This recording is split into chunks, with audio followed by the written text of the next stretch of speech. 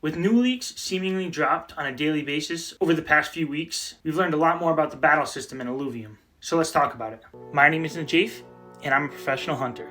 Like all of you, I crash landed here in Illuvium with nothing. Join me on my journey as I capture and train Illuvials as I battle my way to the top. You're watching Najafe Plays Journey Through Illuvium. A lot of this is coming from a 1-minute leaked video of survival mode gameplay. I will have that full video added to the back end of this video to wrap things up. Alright, so let's take a look at the battle user interface, or the battle UI.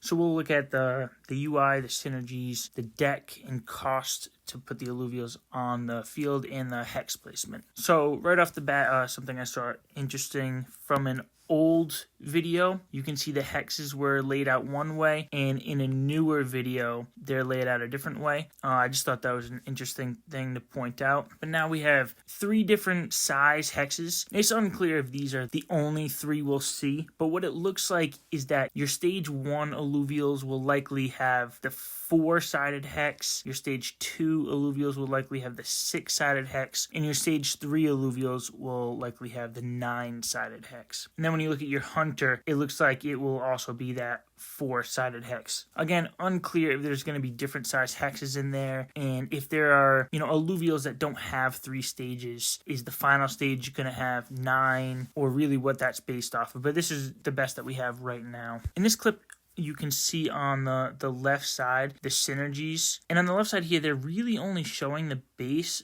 affinities and classes. I believe they're missing some, which would be the magma and the arcanite. Because if you look at here, we have a Scoriox, which is a magma and an arcanite. So the magma is earth and fire. So we have earth and fire. Arcanite is fire and scion. So we have the fire and the scion stack. And then we have an Archie right here. That's nature and empath. So we have the empath here in nature. And then that leaves us with a second earth stack and a second empath stack, which is your hunter. This is just a video I made a few weeks ago explaining this before there was really a leak to show what was going on. So I'm just going to play this for you. It'll be real quick. For conflagration, you're going to get not only the 1 stack for conflagration, you're also going to get 1 stack for nature and 1 stack for fire. This is just a slide here quick to show you how the synergies work. So you're going to have your total stacks on the left side. This is from an older leak, but it helps me explain this a little easier. This right here is from the current leak that we're working with. So you can see that the total stacks here on the left, none of them break the threshold of the first stack you need for that synergy. But if you look on this right side, you have a Maelstrom with 6 stacks. So it basically means you have 6 Maelstrom Illuvials on the field. That would pretty much be your entire team. But you fill up all 3 of these thresholds to get that full synergy. And here with Slayer, you can see that you have 5 stacks, so you get the threshold of the 2 and the 4, but you don't get the threshold of the 6 yet. So you'll only get the synergy that's based on that 4 stacks. Another quick thing to point out is that if you look down here for fighter,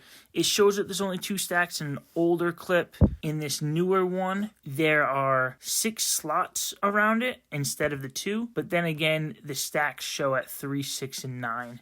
So we'll see how that all turns out in the future. Fun fact, over 82% of you watching right now are not subscribed to the channel. So what are you waiting for? Give it a click. So it looks like there's a lot going on right here, but let me explain to you. Right here in the middle, you can see that you have 8 slots for Illuvials. So it looks like you'll be able to put up to 8 Illuvials down on the field. You can see there's 2 lit up, and we have 2 here on the board. And the hunter is not included in that. You're always going to have that 1 hunter, available and on the field. You can see that there'll be a cost to what you can put on the field. This is survival mode, so I think each level, they might up the cost on this for what you're allowed to put on the board. But this might be more of a standard number when it comes to player versus player battles in the game. So your number here on the Illuvial card will be subtracted from that total field cost number. Another thing about the UI, which I think is nice, is when you have a lot of Illuvials, you'll be able to search through them pretty easily. So if you know there's a lot of fire Illuvials on the the field for your opponent, then you can just select your water affinity and they'll just all pop up right there for you. So it makes it easier. So if you're getting upwards of that 100, 150 Illuvials, it's going to be a lot easier to search through them. Bottom right corner here, you can see 20. This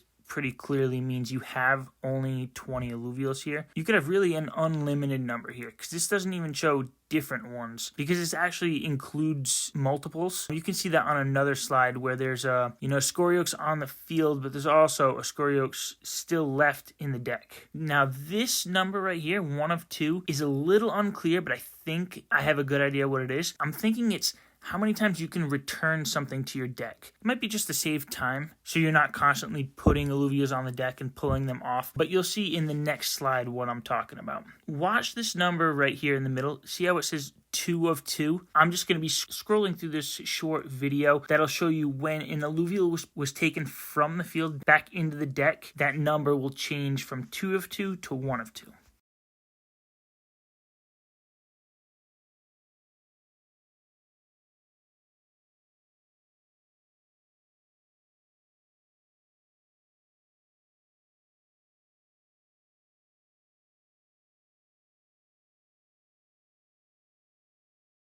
Pay attention. Watching your battles with intent to learn the matchups will make you much better at playing this game. It'll pay off nicely on the leaderboards and in your wallet. And one more important thing I want to touch on is just the importance of watching your battle, because we know that this is like a preset algorithm where the match is pretty much determined once it's started, but you won't know until the end. But watching the match is actually going to be very beneficial. You're going to see these numbers pop up for how much damage you're taking and how much damage you're giving, and the more you're paying attention, the more you'll learn certain matchups. Now, there's a lot of different combinations, a lot of things to consider, so you're never going to have these perfectly in your head, but you'll have a good idea of which Illuvials you have and how they match up against other Illuvials. Before I bring the uncut clip, let's wrap things up. Nothing here is set in stone, and the Illuvium team is constantly making changes and updates to improve the game, but it's still exciting to break down these videos and get a better idea of what's ahead of us. Like always, thanks for watching, and I'm going to leave you with this clip.